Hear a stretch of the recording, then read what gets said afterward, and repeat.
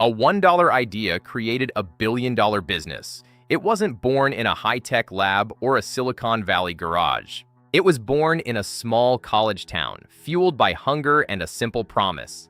Today, we're tearing open the box on the real story of Domino's, a story of obsession, near bankruptcy, and a founder who walked away with $1 billion. Could a simple idea still build an empire in the 21st century? To find out, we have to go back to 1960 to a place called Ypsilanti, Michigan. But before we see the shop, we have to see the man. Because Domino's didn't just happen. It was willed into existence by a man who had everything to prove. To understand the empire, you have to understand the man. Tom Monaghan was born in 1937, but his childhood was anything but easy. After his father died, he spent years in a Catholic orphanage. It was a place of strict rules and hard work, a place that forged his ironclad discipline and his deep faith.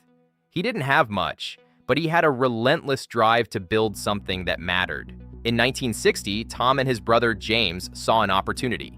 They took a $500 loan and bought a failing shop called Domino's in Ypsilanti, Michigan. They weren't master chefs, they were hustlers. Their goal was simple: serve the late-night cravings of Eastern Michigan University students. They were working on a shoestring budget, but Tom had a vision. By 1965, he hit his stride. But the reality of the pizza business was grueling. Just 1 year in, James wanted out. He traded his half of the business to Tom for a 1961 Volkswagen Beetle. Just like that, Tom was the sole owner. He was working 100-hour weeks, sleeping on flour sacks in the back, and surviving on the hope that this tiny shop wouldn't go under before the next semester started. By 1965, he needed a name he could own. An employee named Jim Kennedy suggested Domino's, and Tom was instantly sold.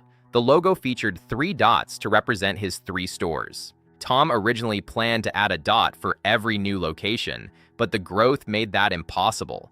Tom realized that choice was the enemy of speed. He simplified the menu to the absolute essentials. Fewer ingredients meant faster training, lower waste, and most importantly, faster delivery.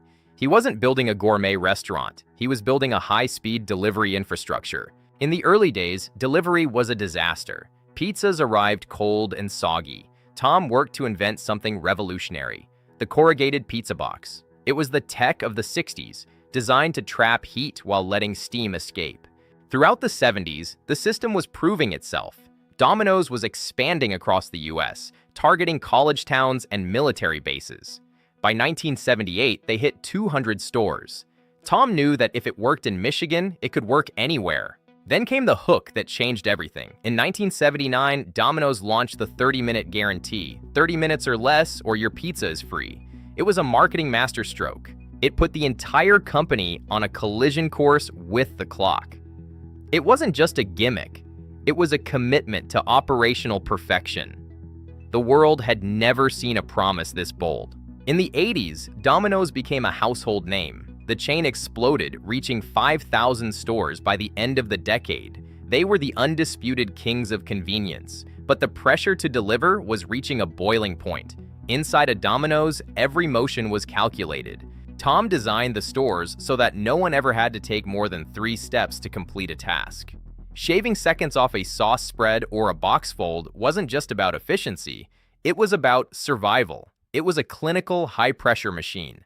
To ensure the guarantee was met, they used mystery customers, secret auditors who tracked every delivery to the literal second.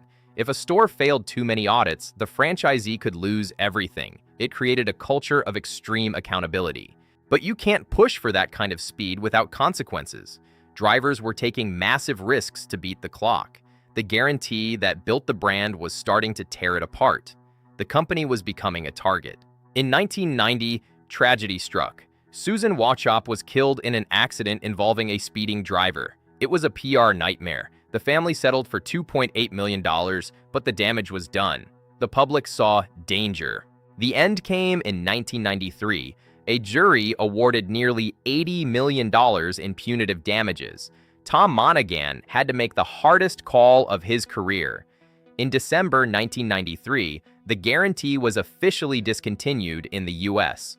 During these years, Tom lived a life of luxury. In 1983, Tom bought the Detroit Tigers. For a kid from an orphanage, owning a major league team was the ultimate symbol of a rival. He ran the team like he ran his pizza stores, with an obsession for detail and a focus on winning, and he won. In 1984, the Tigers took home the World Series title.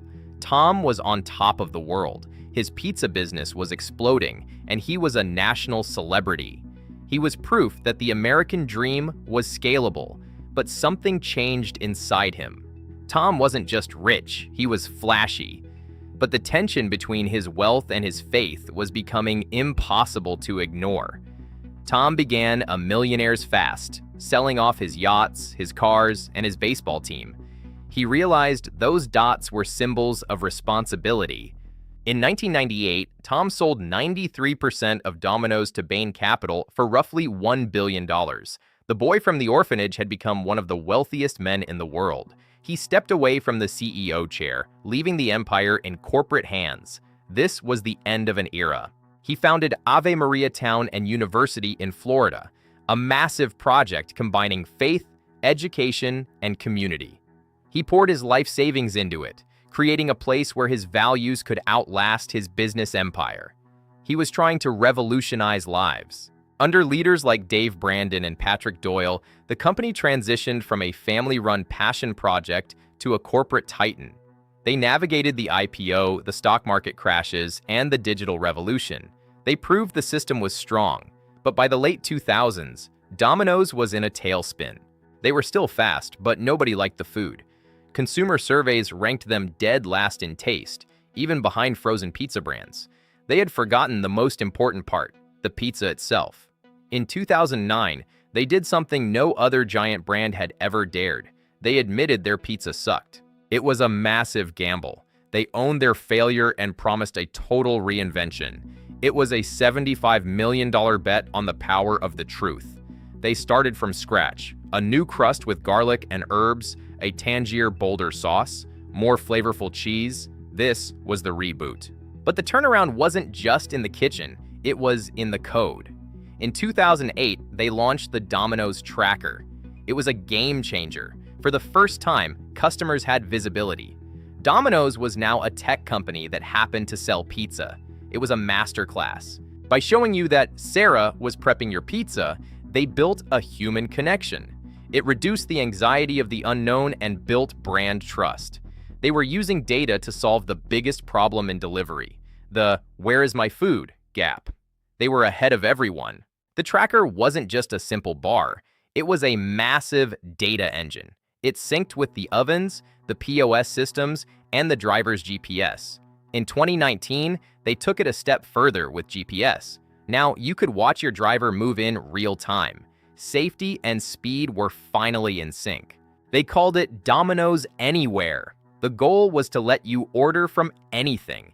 Your watch, your car, your smart speaker, even just by texting a pizza emoji. Today, Domino's is the world's largest pizza brand by units, with over 21,000 stores in more than 90 markets. The system built in Michigan has been localized across the globe, an international empire. The roadmap to 2028 is even more ambitious. Their hungry for more strategy aims for a $7 billion increase in sales. They are building thousands of new stores and investing in AI-powered ordering. The empire is still growing. Drones, autonomous robots, and driverless delivery cars are all being tested. Domino's is racing to remove every bit of friction between the oven and your table. They're proving that a legacy brand can lead the next generation. They're selling the future. As they look to the future, they're tackling the footprint. In India, they serve paneer. In Japan, it's squid and mayo. They keep the clinical delivery system identical, but adapt the flavors to the local palate. It's a masterclass in multi-domestic strategy. Global scale, local soul. They are everywhere. So what can we learn? It's the power of clarity. They didn't try to be the fanciest. They chose to be the fastest. They built a world-class system and had the humility to fix it when it broke. A simple promise kept over and over again. Clarity is power. Domino's proved that the biggest empires are built on clarity and the courage to stay the course. The pizza wars are never over. Rivals like Pizza Hut and Papa John's are always at the door. But Domino's has maintained its lead by never taking its eye off the box. In business, you're either growing or you're dying, and Domino's is always growing. Whether you like the pizza or not, his journey is a masterclass in the power of a simple idea. Now, we want to hear from you. What's the most inspiring business turnaround you've ever seen? Let's talk about it in the comments. If you learned something today, hit that like button and share this video. Thanks for joining us. Subscribe for more business breakdowns. Thanks for watching. We'll see you in the next one. Start small, focus on one win, and systemize everything. You don't need $1 billion to start, you need $1 billion commitment. Start simple.